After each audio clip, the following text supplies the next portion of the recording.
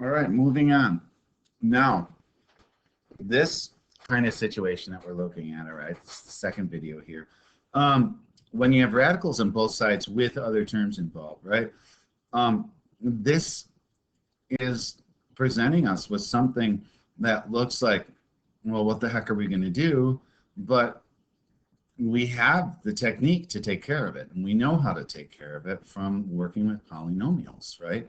And so I think it's just a matter of let me show you the technique here, and you'll be like, oh yeah, I remember this, right? And maybe you'll need a refresher on it, and that's completely okay.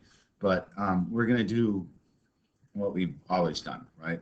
So let's get started. So let's put up our fence, right? I'm going to change this so it's slimmer. All right. So, you know, if I move this 2 to the other side, right, it's gonna give me a similar situation because you can't combine the 2 with radicals, right? Radicals are kind of like their own things that they just can't combine anything with them because it just doesn't work that way, right? So let's do this. Let's just go ahead and square and see what happens, all right? And you might be thinking, well, how the heck do I square this? So this is what, you know, this side, the left side is like, you know, this is straightforward. That goes away, right? You get x minus 12. The right side is where we have to be careful, all right? It's going to be really easy for some of you to sit and go, oh, well, you just, this is 4 squared minus, you know, or 2 squared, right? Minus the square root of x squared, which is, you know, x, right? And you can't do that. Now, the reason you can't do that is because basically, I don't know if you remember this, but this is like squaring any kind of binomial, any kind of polynomial. Whenever you square it, right, you have to make sure that you remember the technique for doing that, right? And so when you square something like this, you go like this. You're actually doing this. You're going to, now this should look like something that you kind of remember, right? Where you got to take this, you got to distribute this to both here, and then you got to take this one, and so that's exactly what we're going to do, all right? So we're going to go 2 times 2. It's going to give me 4, all right? And I'm actually not going to simplify this until the next step so that you guys can see this, right? So it's 2 times 2. So that was this times this, all right? The next thing we're going to do is 2 times negative x, right? So we're going to do this. So you go 2 times the negative, sorry, not negative x, negative square root of x, all right? And so leave this blank. We'll get the sign from when we multiply, right? It's going to be negative, but we'll just leave it blank for now. All right, now what we're going to do is we're going to take this one and multiply it by both terms, right? So we got negative square root of x times 2, right, which is going to be the same as this one, right?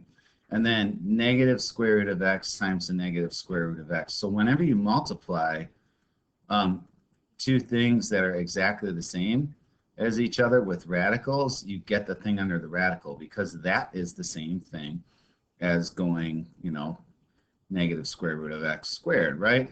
This takes care of that. And then if you think of a negative sign as negative 1, well, negative 1 squared is 1, right? And that goes away. So that is kind of how that's going to work. All right, let's multiply and start moving things around and figuring this out. So we got 4. This is going to give you, when you multiply a number times a radical, you just put them together, smush them together. Negative 2 times square root of x. I'm going to do the same thing here. Negative 2 times square root of x. Always put the number in front of the radical. You should kind of remember this because we did do this. All right. Negative 2 times square root of x. And then this is going to be positive. And then remember, square root of x times square root of x is the same as square root of x squared, which is x, right? Gets rid of it. So here's what we got. All right, so now what we're going to do is we are going to combine like terms, all right? So this and this are like terms, right? They have the same radical. And so you treat this almost like a different kind of variable that, well, you have negative 2 of this and you have negative 2 of the same thing. So when you add them, you get negative 4 square root of x, all right? And then plus x. All right, now let's numbers. So what we want to do is we want to get the radical sign completely by itself, right? That's what we want to do. So we're going to take this, all right, and this, and we're going to move them both over there so that this radical sign is by itself. So we're going to get rid of some things, right? So let's use blue. All right, so we're going to subtract x from here, and because we're subtracting from here, we got to do the same thing over here. And then we're going to get rid of the 4 by subtracting it from here, and we subtract it from here. All right, and so when I do that, my next step is simplify. These will cancel, these will cancel. You have negative 4 times the square root of x over here. You get negative 16, and then you get this crazy thing that happens, which is your variable over here actually cancels. And you might think, oh, well, I'm not going to have an answer then. Well, you've still got a variable under here. So there's still a variable in the equation. It's just not this one. All right, so we got negative 16 equals negative 4 times the square root of x. All right, so the next step is from now you know how to do this, right? Believe it or not. So divide by negative 4. That's the square root of x by itself. This gives you 4, okay? And then my next step and last step, hopefully, would be to square both sides. And so when I square both sides, you get x is equal to 16.